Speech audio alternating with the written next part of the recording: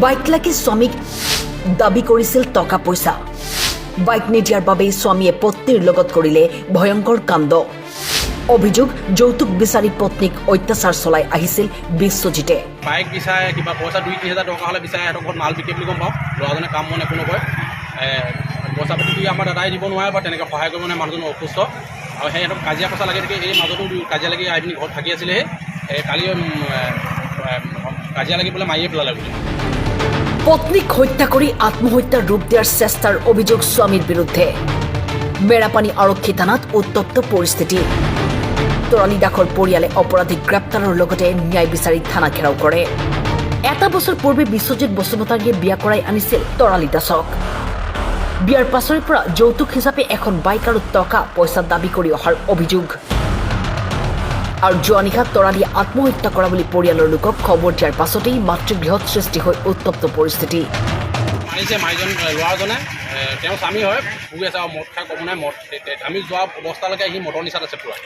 আৰু এই সিহঁতৰ এনেকৈ আজি মাঘৰ বিহু পিছৰ পৰা সিহঁতৰ কাজিয়া পেচাল চলি আছে। আমাৰ দাদাজনো অসুস্থ, অলপদিনৰ আগত এক্সিডেণ্ট হয়। তাৰপিছতে যৌতুক বিচাৰি থাকে, মানে কি বাইক বিচাৰে কিবা পইচা 2-3 হাজাৰ টকা হ'লে বিচাৰে সিহঁতৰ ঘৰত মাল বিকে বুলি গম পাওঁ। ল'ৰাজনে কাম মনে একো নকৰে, পইচা পাতি দি আমাৰ দাদাই দিব নোৱাৰে বা তেনেকৈ সহায় কৰিব নোৱাৰে, মানুহজন অসুস্থ আৰু সিহঁতক কাজিয়া পইচা লাগি থাকে। এই মাজতো কাজিয়া লাগি আহি পিনি ঘৰত থাকি আছিলেহে, কালি কাজিয়া লাগি পেলাই মাৰিয়ে পেলালে বুলি শুনি পাই আমি গৈছোঁ। এতিয়ালৈকে মাক আৰু দেউতাকক আৰু ল'ৰাজনক আটক কৰিছে বাৰু আৰক্ষীয়ে। হ'লেও আমি এইখন অসমতে বহুত শুনি আহি আছোঁ, এনেকুৱা আমাৰ সৰু সৰু ছোৱালীবিলাক নি হত্যা কৰিয়ে আছে। কিন্তু আইনখনে এই যিটো ব্যৱস্থা লয়, ব্যৱস্থাটোৰ ওপৰত মানে কি অকণমান গুৰুত্ব দিব লাগে। যেন মানুহ এজন মৰাৰ পিছত 3 মাহ জেল খাই যেন জামিন যেন পায়, এনেকৈ কোনো কাৰণে ভয় কৰিবগৈ। প্ৰতিদিনে এজনী ছোৱালী মৰি গৈয়ে থাকিব। যেনে চৰকাৰখনে এখন অসম চৰকাৰ যেনে এই বিষয়টোৰ ওপৰত অলপ ততাতৈয়াকৈ যাতে অলপ কাৰাকে ধৰে, যাতে দোষীক যাতে অলপ ভাল শাস্তি দিয়ে, মই এইটোৱে চৰকাৰৰ পৰা বিচাৰিছোঁ। আৰু সেইটো গতিকে চবেই আমাৰ ৰাইজেও বিচাৰিছে, ৰাইজ আজি চব ওলাই আহিছে।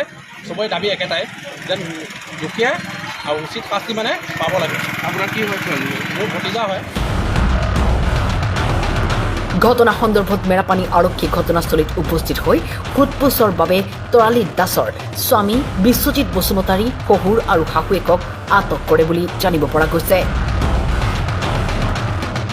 গোলাঘাটৰ পৰা ৰাজীৱ কৰ্মকাৰৰ ৰিপৰ্ট, টাইম 8।